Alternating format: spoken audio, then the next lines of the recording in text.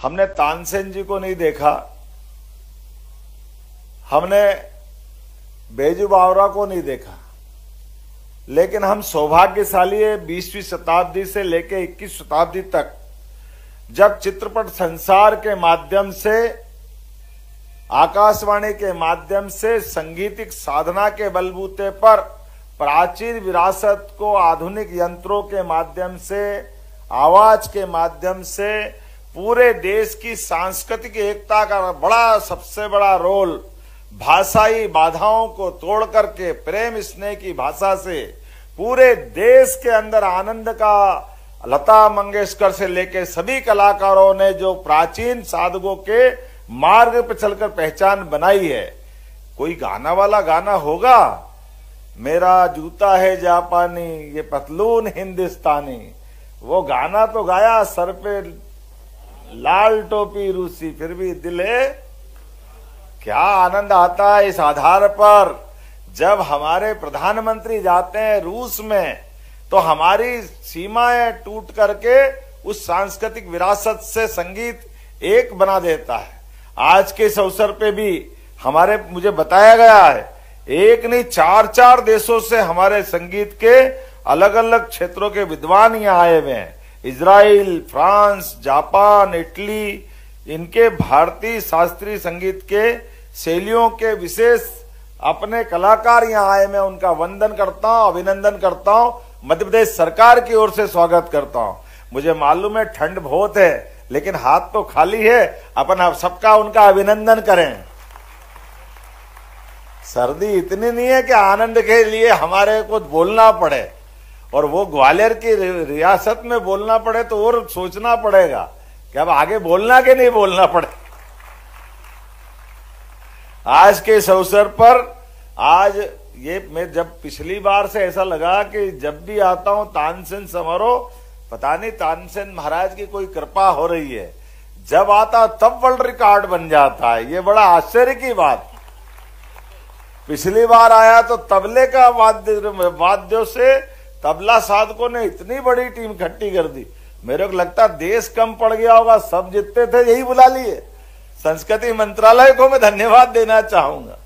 और आज जो देखा हमने, तमाम प्रकार के बैंड तो सुने थे, लेकिन ये जो वर्ल्ड रिकॉर्ड बनाने वाला शास्त्रीय बैंड, वाकई बधाई देना चाहूंगा। क्या छोड़ा आपने, सबको जोड़ लिया है। संतूर है, वायलिन है, तबला है, पखावज है, जो हो सकता है। और लगभग 500 से ऊपर सब कलाकारों, 527 कलाकार थे।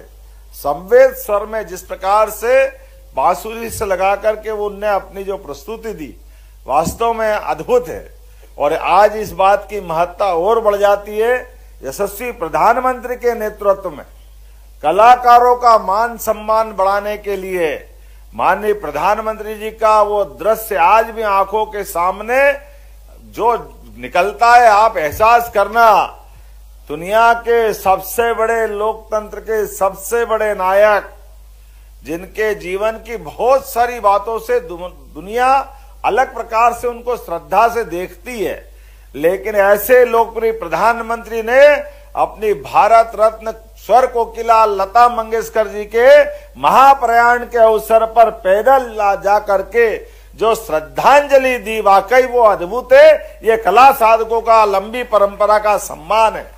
बंबई की धरती पर पैदल चलते हुए शमशान घाट तक एक महान संगीतज्ञ और गायिका, वाकई लता मंगेशकर जी का जो इतिहास और उनका जो योगदान था, उस योगदान से हमको एहसास होता है ये हमारी शासन पद्धति का आधार पर कलाकारों को मान सम्मान देने की जो परंपरा है।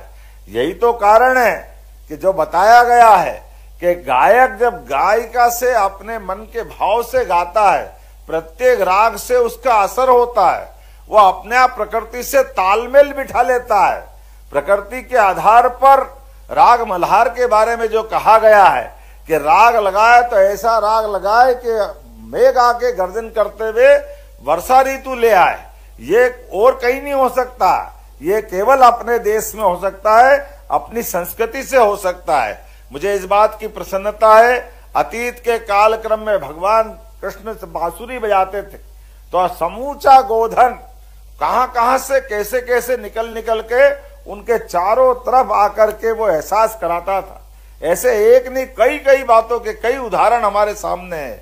लेकिन आज के इस अवसर पर जब ये तानसेन महोत्सव का 100वां वर्ष हो रहा है, तो मैंने तो बीच में एक रास्ता निकाला था कि मैं भोपाल से शामिल हो जाऊंगा, लेकिन होए वही जो राम रचि राखा। धीरे धीरे करते करते आखिर वही हुआ जिससे मैं बचने चाहता था। एक उंगली पकड़ी, दूसरी पकड़ी, और ये ग्वालियर छोड़ते तो है नहीं मुझे, लेकिन कोई बात नहीं, ये इतना अच्छा आयोजन है और इतनी बड़ी सौगात है। मुझे भी मन में संतोष है कि कोई बात नहीं, जो समय गया वो सबसे अच्छा गया। और जहां आकर के मैं बोल रहा हूं, मुझे और आनंद है। ऐसे संगीत के बेताज तो क्या बोलना चाहिए, परमात्मा की देन। संगीत सम्राट तानसेन हमने तो केवल नाम ही सुना है, लेकिन वो नवरत्नों में से एक थे, भगवान का अनुपम देन थे। उनकी संगीत साधना के लंबे सफर में उनको अलग अलग स्वर साधक जीते जी देवता के समान मानते हैं। मैं आज के अवसर पर उनको भी, उनके गुरु के बारे में भी कहा गया है कि उनके गुरु हरिदास भी थे, घोष साहब भी थे। कोई न कोई तो अपने गुरुओं की लंबी परंपरा से शिष्य सच्चा साधक वही है जो अपने गुरु का मान बढ़ाए, नाम बढ़ाए।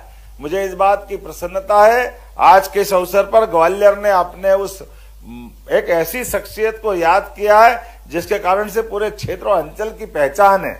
मैं अपनी ओर से पुनः आज जितने भी कलाकार अलग अलग देश और दुनिया से आकर के अपनी प्रस्तुति दे रहे हैं, उनका भी स्वागत करता हूं, अभिनंदन करता हूं। लेकिन एक विनम्रता के साथ क्षमा चाहते हुए मुझे यहां से 3 बजे निकलना था, लेकिन आप उम्मीद करता हूं आप मुझे ताली वाली बजा के अनुमति देंगे। 6:45 बजे तो जा सकता हूं। आपकी अगर स्वीकृति होगी तो आपसे क्षमा चाहते हुए विनम्रता के साथ, किसी का आपका जितना भी यहाँ कार्यक्रम होगा, मैं मान के चल रहा हूं कि मैं यहीं उपस्थित हूं मन से, लेकिन कल मुझे विधानसभा की जवाबदारी भी संभालना है। माननीय अध्यक्ष जी यहाँ है और हमारी अपने पक्ष विपक्ष के बीच में सदन की शुरुआत के समय जो आनंद आता है उसकी तैयारी भी करना है। लेकिन मैं मान के चलता हूं पूरे आयोजन में अपनी ओर से एक बार फिर शुभकामना। बहुत बहुत धन्यवाद। भारत माता की जय।